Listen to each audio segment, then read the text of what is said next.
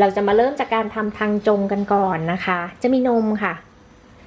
เศษ1/4ถ้วยตวงแล้วก็น้ำเศษ1/4ถ้วยตวง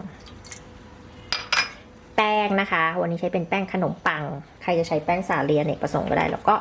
คนให้แป้งละลายก่อนแล้วเราค่อยเอาไปตั้งไฟกวนจนเขามีลักษณะข้นนะคะเท่านั้นเองเราตั้งไฟธรรมดาค่ะแล้วก็กวนนะคะจนเขามีลักษณะข้นเท่านั้นเอง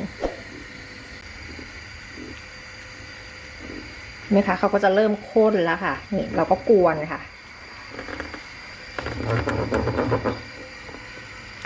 เสร็จแล้วค่ะปิดแก๊สเลยทิ้งไว้ให้เขาอุ่นๆก็พอค่ะแล้วเดี๋ยวเราไปใช้ได้เลยมาค่ะวันนี้ขอนวดเครื่องเหมือนเดิมนะคะใครจะนวดมือก็นวดได้เช่นเดียวกันเพราะว่าเวลามีน้ำมือซนแล้วอ่ะมันนานกว่ามันจะหายก็ขออนุญาตใช้เครื่องเลยแล้วกันค่ะเราจะเอาทางจงนะคะที่เรากวนเสร็จแล้วอุ่นๆหรือว่าเย็นแล้วก็ได้ใส่ลงไปเลยนมค่ะส่วนผสมนะเขียนไว้ให้นะคะนมเศษ1/4ถ้วยตวงแล้วก็น้ำตาลทรายค่ะน้ำตาลทราย1ช้อนโต๊ะเกลือครึ่งช้อนชาแล้วก็ไข่ไก่ค่ะเบอร์2 1 ฟอง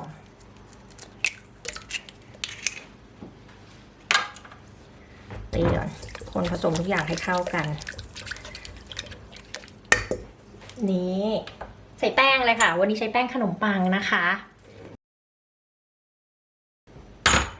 ยีสต์ใช้ instant dry yeast เดี๋ยวเราไปนวดกันค่ะ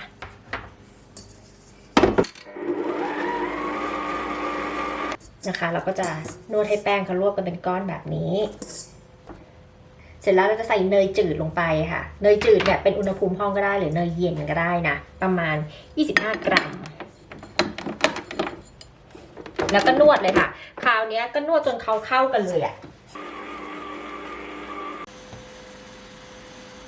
นวดแป้งออกมาแล้วนะคะได้แบบนี้เราก็จะมาฟาดกับโต๊ะอีกเล็กน้อยแค่นี้เอามือเนี่ยค่ะทาเนยนะหรือมาการีนก็ได้ค่ะแล้วก็รวบเขาแบบนี้เราจะพักแป้งนะคะประมาณ40 นาที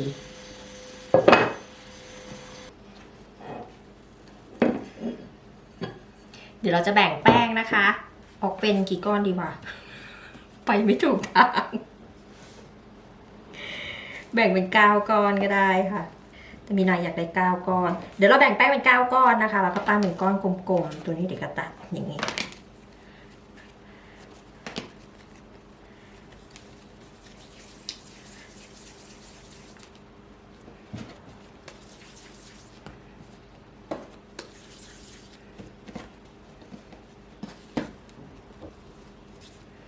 เราจะพักแป้งนะคะ10 นาที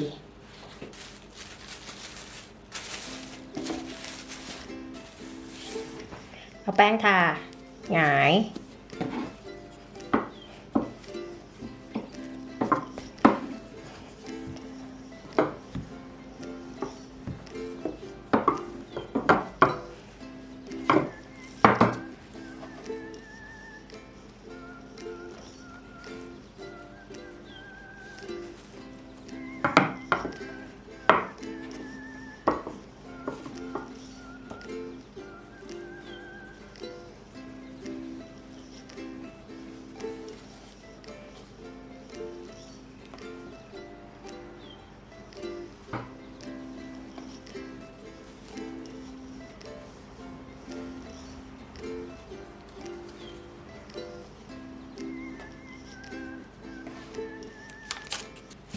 คราวนี้เราก็จะปิดค่ะเราจะพักแป้งให้ขึ้นเป็น2 เท่านะคะประมาณ45 นาทีถึง60 นาที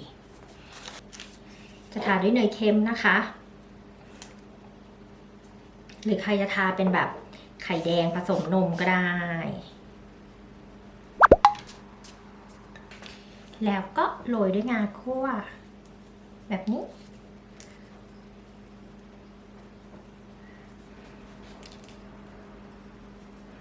เดี๋ยวเราไปอบกันค่ะ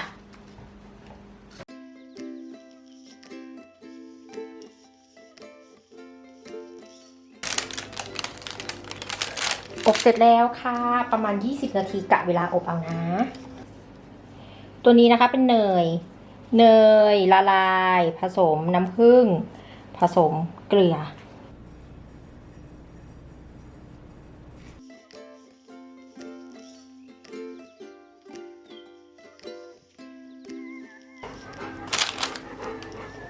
เห็นไหมคะยังไงมีนาฝากกดไลค์กดแชร์แล้วก็ติดตามให้ด้วยนะคะนี่นุ่มเป็นยองใหญ่ไปแล้วค่ะสวัสดีค่ะ